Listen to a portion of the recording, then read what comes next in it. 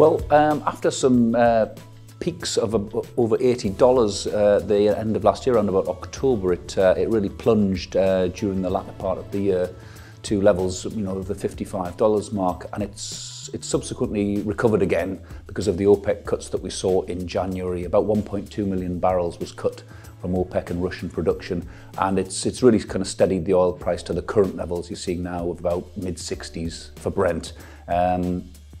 Investors should just pay attention to WTI on the American side, which is a lot less. There's about a $9 discount there for US oil prices, so it's pretty steady at the moment around that level. Looking at the large caps, BP, it's very interesting to see that has recovered, the share price has recovered from about £4.84 in late December on the back primarily of oil price increases, and it's yielding a very good yield, over 5.5% at the moment, so which is very appealing for investors. One thing to note, the dividend has been frozen for at least the last 4 years, but the Q4 showed an increase, and it's testament to the strong cash flow coming through the business. And it's worthy noting that there's about $10 billion of divestments coming through in 2019 and 2020, so that should strengthen the case for dividend growth over the coming year or two.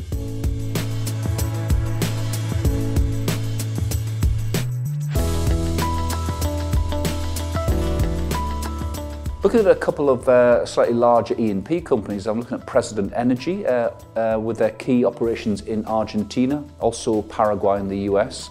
But they've had some reasonably good news come out over the first quarter of this year. Investors will see that production targets were exceeded by, they were looking for 3,000 barrels a day in 2018, and that was exceeded by a good 10%. They're now looking to push on and record 4,500 barrels a day in 2019, and that's excluding gas. President announced a placing at the end of February at 8 pence, and it's noticeable that the shares are kind of tracking that 8p level until the outcome of the placing is known. But what I think will be positive is that most of the money raised when it's completed will go into the ground in Argentina, which is always very positive.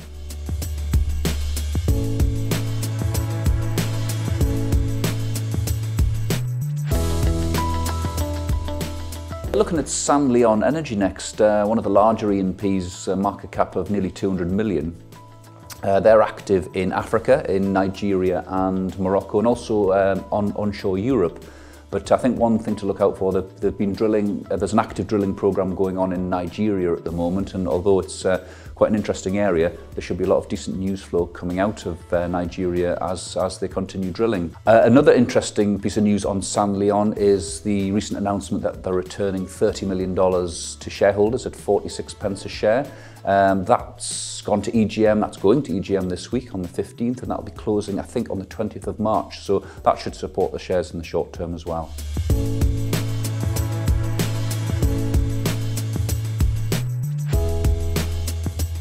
Looking at some of the smaller E&P companies, CFF Natural Resources, which has got a market cap of around 12 million, they're involved in early stage, predominantly gas exploration in the southern North Sea and the central North Sea.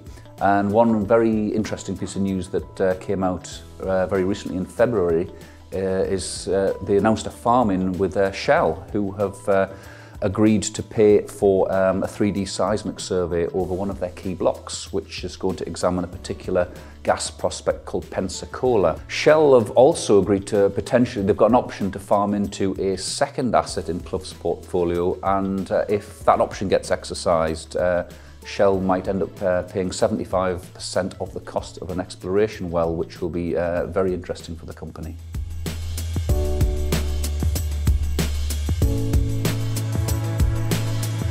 Finally, I'd like to draw attention to Reabold Resources, another small E&P oil and gas company, but it's an investment business, and they invest their capital into the operators of oil and gas assets, particularly at key stages where their cash will make a significant difference to the operations. In particular, they like to invest just before the appraisal stage, and they've had some success here.